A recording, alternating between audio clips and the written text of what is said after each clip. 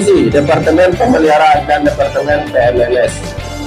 Visinya menjadikan unit pemeliharaan terkemuka di SIG Group yang handal dengan mengoptimalkan sumber daya yang tersedia. Misinya mewujudkan maintenance excellent untuk memenuhi target para pemangku kepentingan melalui kegiatan pemeliharaan yang berkualitas.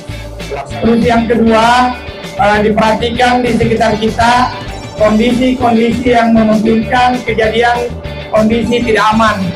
Segera dilaporkan kalau ada yang kita temukan.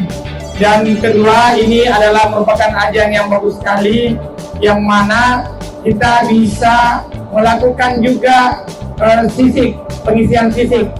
Jadi, jujur saya merasa ini juga, kalau kita sering-sering jadi tuan rumah, mungkin daerah kita belum bersih. Mudah-mudahan bukan itu ya, mudah-mudahan bukan itu.